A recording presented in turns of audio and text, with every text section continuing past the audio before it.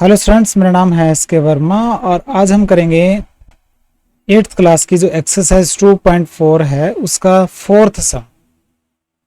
Exercise 2.4 का fourth सम करेंगे आज हम। देखिए बिल्कुल ही आसान है, बिल्कुल आराम से करना, आपको जल्दबाजी नहीं करनी। स्टेटमेंट को आराम से पढ़ना है।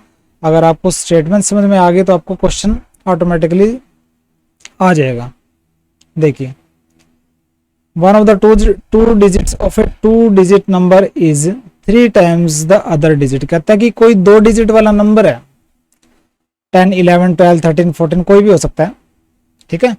2 डिजिट वाला कोई नंबर है, उसकी जो एक डिजिट है दूसरे डिजिट के 3 गुना है। देखिए, हमें नहीं पता कोई कौन सी वाली, कि वंस प्लेस वाली या टेंस प्लेस वाली। देखिए, मान लेते हैं अब 2 डिजिट वाले, जैसे 2 डिजिट वाला नंबर एक देखिए 23 है, तो ये वंस प्लेस पे, ये टेंस प्लेस पे है। हमें नहीं पता ये वाली इसकी डबल है तो ट्रिपल है या फिर, ठीक है, ये वाली इसके 3 गुना है, ठीक है। एक डिजिट दूसरे डिजिट की 3 गुना है, मतलब अगर ये 3 है तो दूसरी 9 है, ऐसे, ठीक है। तो हमें ये नहीं पता कि ये वाली इसकी 3 गुना है या ये वाली इसकी 3 गुना है। हमें ये पता है कि एक डिजिट दूसरे डिजिट के 3 गुना है, ये दे रखा है। तो देखिए, कहता है कि 2 डिजिट वाला जो एक नंबर है उसकी एक डिजिट दूसरे डिजिट के 3 गुना है। तो मान लेते हैं वंस प्लेस पे जो डिजिट है, let digit on ones place, ठीक है। जो यूनिट के प्लेस पे जो डिजिट है उसको एक्स मान लेते हैं। तो डिजिट ऑन टेंस प्लेस पे जो डिजिट होएगी वो क्या होगी, उसके 3 गुना होगी। अगर हमने डिजिट वाली प्लेस पे अगर x मान लिया तो टेंस वाले प्लेस पे जो डिजिट होगी वो 3x होगी ना, 3x होगी, ठीक है, क्योंकि 3 गुना दे रखा है। तो वो क्या होगी, टेंस वाले प्लेस पे 3x होगी। तो नंबर क्या होगा, नंबर क्या होगा, 3x को 10 से मल्टीप्लाई करो, 10 वाले टेंस के प्लेस पे जो होता है ना उसको 10 से मल्टीप्लाई करना है और इसको 1 से मल्टीप्लाई करना, दोनों को जोड़ देना है। तो 3x को 10 से मल्टीप्लाई किया प्लस x को 1 से मल्टीप्लाई किया, मतलब x। तो यह जगह 30x plus x equal to 31x। जो नंबर है वो क्या है, 31x बन गया इसके हिसाब से। उसके बाद बोलता है if you interchange the digits of this two digit number. अगर आप इस 2 डिजिट वाले नंबर की डिजिट को अदला बदली कर दें, मतलब 1 वाली प्लेस की जगह 10 वाले प्लेस का ले आए और 10 वाले प्लेस पे 1 वाले प्लेस वाले डिजिट को ले आए, ठीक है। तो क्या होगा, देखिए पहले रिवर्स कर देते हैं डिजिट को। आफ्टर रिवर्सिंग डिजिट को हमने एक्सचेंज कर दिया, ठीक है। तो क्या आ जाएगा, रिवर्स करने के बाद डिजिट ऑन वंस प्लेस, जो 1 वाले प्लेस पे जो डिजिट क्या होगी, ये आ जाएगी 3x आ जाएगी, ठीक है। And digit on tens place, 10 वाले प्लेस पे डिजिट 3x नहीं रहेगी, x यहां आ जाएगी, 3x यहां चला गया, x यहां आ गई। तो अब नंबर क्या बनेगा, नया नंबर बनेगा x मल्टीप्लाई 10 प्लस 3x, मतलब कि 10x प्लस 3x 13x, ये बन गया नंबर। पहले 31x था नंबर, अब बन गया 13x। कहता है कि अगर आप इंटरचेंज कर देते 2 डिजिट वाले नंबर की डिजिट्स को और जो रिजल्टिंग नंबर आया, रिजल्टिंग नंबर ये आ गया चेंज करने के बाद, उसमें क्या कर दे, ऐड कर दें ओरिजिनल नंबर, उस रिजल्टिंग नंबर को ओरिजिनल नंबर से ऐड कर देंगे तो यू गेट 88, आपको 88 मिलेगा। ओरिजिनल नंबर क्या है, ठीक है। देखिए बोल रहा है कि अगर आपने डिजिट इंटरचेंज कर देना, जो नंबर आया उसको अगर इस नंबर से, पुराने वाले नंबर से ओरिजिनल नंबर से ऐड कर देंगे तो आपको 88 मिलेगा। तो देखिए according to question resulting number क्या है, 13x में ऐड कर देंगे हम original number 31x, you will get 88। Equation बन गई। x की वैल्यू यहाँ निकाल लो। देखिए 13 और 31 क्या हो जाएगा, 44x इक्वल टू 88, और x हो जाएगा 88 अपॉन 44, ये 2, तो x की वैल्यू 2 आ गई। मतलब जो टेंस प्लेस वंस प्लेस पे जो डिजिट है वो x है, वो 2 है।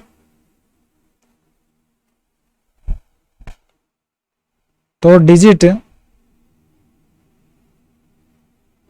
ऑन वंस प्लेस पे जो डिजिट है वो क्या होगी, 2, और टेंस प्लेस पे जो डिजिट होगी वो क्या होगी, 2 इंटू 3, क्योंकि अगर एक डिजिट अगर 2 है तो दूसरी इसके 3 गुना है, तो 2 इंटू 3 क्या आ गया, 6। तो नंबर क्या बन गया, 6 इंटू 10 प्लस 2, नंबर आ गया 62। तो आंसर आ गया 62। जो नंबर है ना ओरिजिनल वो 62 है। देखिए 62 भी हो सकता है। अब हमने शुरू के अंदर x माना है ना, हमने ये माना है कि वंस वाले प्लेस पे जो डिजिट x है और टेंस वाले पे 3x है। हम ये भी तो मान सकते थे कि वंस वाले प्लेस पे 3x और दूसरे वाले पे x, ऐसा भी तो मान सकते थे। हमें ये तो नहीं दे रखा ना कि वंस वाली प्लेस पे जो डिजिट है उसका 3 गुना टेंस वाले प्लेस पे होगी। देखिए एक दूसरे का कोई जरूरी नहीं है, ठीक है। ये आंसर लिख देंगे तो भी ठीक है, और या फिर अगर आप आंसर लिख देते हैं, अगर आप 62 और 26 दोनों ही ठीक है, क्योंकि हमें ये नहीं पता कि 1 वाले प्लेस पे जो डिजिट है वो 10 वाले प्लेस के डिजिट के 3 गुना है, या फिर जो 10 वाले प्लेस पे जो डिजिट है वो 1 वाले प्लेस पे डिजिट के 3 गुना है, हमें ये नहीं पता। तो 62 भी ठीक है और 26 भी ठीक है। बिल्कुल आराम से करना है, बिल्कुल आराम से। ये चीजें मैं आपको करा रहा हूँ, बिल्कुल आराम से करने वाली हैं। जल्दबाजी के अंदर करेंगे हम, आप इंटरेस्ट आपका चला जाएगा, आप रट्टे पे आ जाएंगे। तो रट्टा नहीं मारना, आपने सोचना है। जितना आप सोचेंगे उतना ही इमेजिनेशन, जितना आप करेंगे ना उतना ही आपको सोचने की एबिलिटी बढ़ेगी, और उतना ही आप टीचर से क्वेश्चन पूछने लायक बनेंगे। तो अपने आप को लायक बनाइए ताकि आप इमेजिनेशन करें और आपके माइंड के अंदर क्वेश्चन आए। रट्टे से बाहर निकलने के लिए आपको स्लो होना पड़ेगा। तो क्वेश्चन नंबर 4 यहाँ पे कंप्लीट हो गया आपका।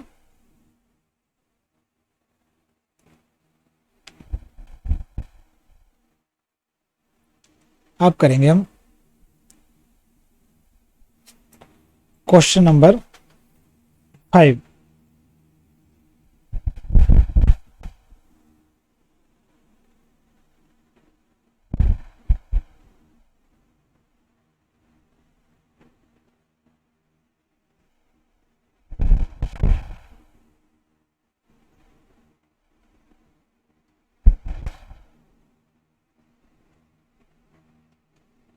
देखिए क्वेश्चन नंबर 5 क्या बोलता है, कहता है Shobo's mother's present age is 6 times Shobo's present age. ये शोबो है, ठीक है, और ये है उसकी मदर। अब रीड करो, कहता है शोबो की जो मदर की जो आज की एज है वो शोबो की एज के 6 गुना है। अगर शोबो की एज अगर मैं x ईयर्स मान लूं तो शोबो की मदर की जो एज क्या आ जाएगी, 6x ईयर्स। ये मान लेते हैं। देखिए लेट एज ऑफ शोबो की एज अगर x ईयर्स है, प्रेजेंट एज है ये, तो एज ऑफ मदर क्या होगी, 6x ईयर्स, क्योंकि मदर तो 6 गुना है उसकी प्रेजेंट एज की, शोबो की एज की। उसके बाद बोलता है शोबोज as 5 years from now. Shobo की जो एज है आज से 5 साल बाद, विल बी दे रखा ना, मतलब होगी, बाद में, बाद की बातें हो रही है, ठीक है। फ्रॉम नाउ मैंने पहले भी हो सकता बाद में हो सकता, लेकिन विल बी दे रखा ना, विल बी का मतलब बाद की बातें कर रहे हैं। तो शोबो की जो एज 5 साल बाद, शोबो की एज 5 साल बाद क्या होगी, x + 5। 5 साल बाद शोबो की एज हो जाएगी x + 5 years।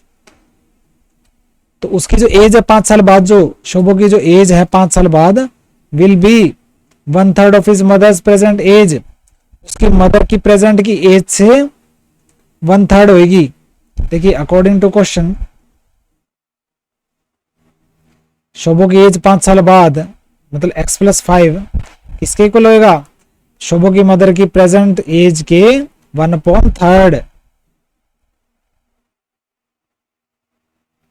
1/3 of शोभोज mother's present as. तो ये बनेगी इक्वेशन। तो प्रेजेंट एज निकालनी है हमें दोनों की, शोभो की और उसके मदर की। ये इक्वेशन अगर बनेगी तो कंप्लीट हो गया। x+5 इक्वल टू 3 2 6 तो 2x हो गया। तो ये x को यहां ले आओ तो 2x minus x equal to 5, x equal to 5। तो x की वैल्यू 5 आ गई। तो शोभो की एज क्या होगी? शोभो कितने साल का है? 5 इयर्स। और मदर कितने साल की है? मदर उससे 6 गुना है। तो 5 इंटू 6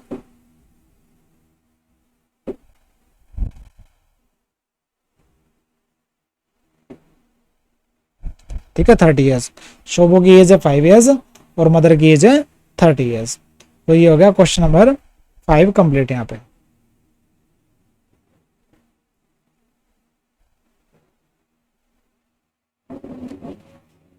ठीक है, अब हम करेंगे सम नंबर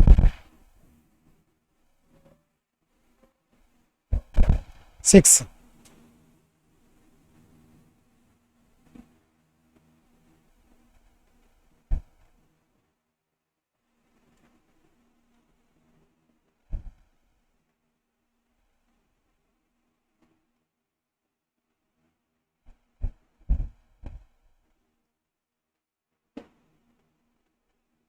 देखिए सम नंबर 6 में क्या बोल रहा है?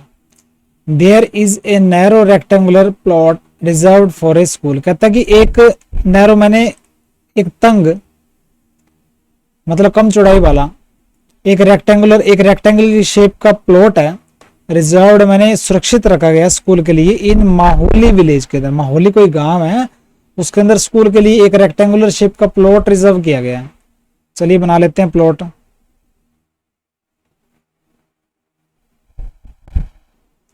ये रेक्टेंगल शेप का प्लॉट ये हमने बना लिया।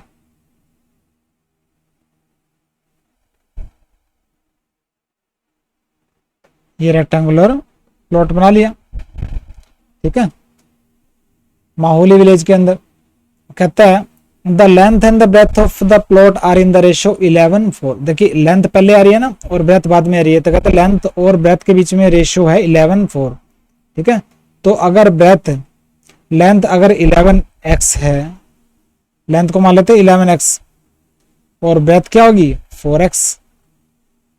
ठीक है, अगर लेंथ और ब्रेथ के बीच में रेशियो 11 एंड 4 की है तो लेंथ को मान लो 11x और ब्रेथ को मान लो 4x।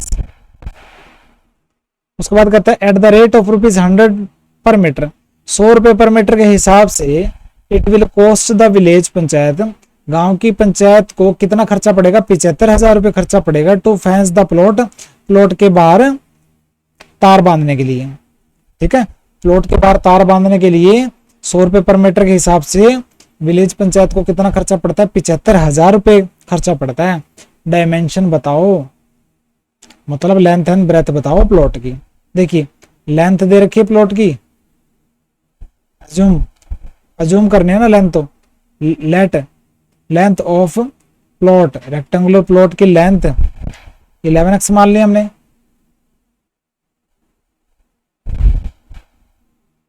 और ब्रेथ क्या माननी है? 4x, ये तो मान ली। ठीक है, तो देखिए फेंस कर रहे हैं ना 100 रुपीज पर मीटर, फेंस कर रहे हैं मतलब बाउंड्री पे कि हम क्या करें तार बांध रहे, तो पेरीमीटर आएगा, तो पेरीमीटर निकाल लो रेक्टेंगुलर प्लॉट का। पेरीमीटर क्या था रेक्टेंगल का? 2 इंटू एल प्लस बी, तो क्या आ जाएगा 2 इंटू एल है 11x और बी है 4x, तो 2 इंटू 15x यह जगह 30x, पेरीमीटर आ गया 30x। ठीक है, अब हमें पता तो नहीं है x की वैल्यू क्या है, अब देखिए इसमें से इस स्टेटमेंट में से पैरामीटर निकालना है, इस स्टेटमेंट में से आपका पैरामीटर निकलेगा। कैसे निकलेगा, देखिए 100 रुपये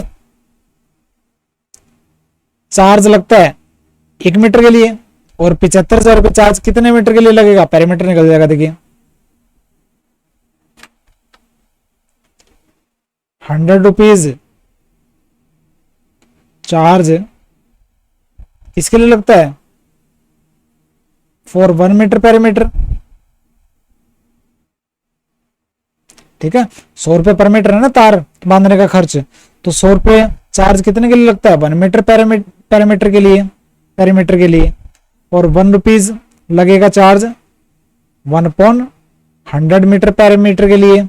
और 75,000 रुपये लग रहे हैं ना, तो जो 75,000 रुपये अगर चार्ज लग रहा है तो कितनी पैरामीटर के लिए लग रहा है, 1/100 इंटू 75,000, तो 0 से 0 कट गया, तो ये आ गया 750 मीटर पैरामीटर। Equation number 2। ठीक है, ये भी पैरामीटर है और ये भी पैरामीटर है। इक्वेशन 1 और 2 को इक्वल रख दो, फ्रॉम 1 एंड 2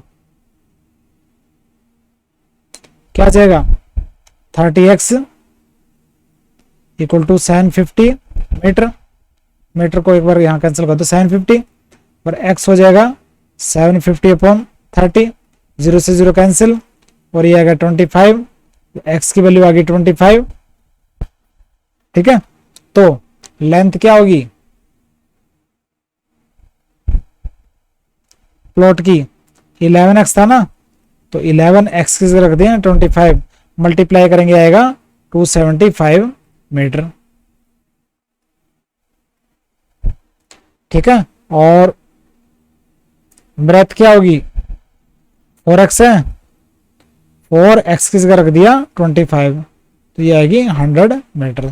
तो डायमेंशन क्या होगी, लेंथ होगी 275 मीटर और ब्रेथ होगी 100 मीटर। तो ये सम नंबर आपका 6 कंप्लीट हो गया।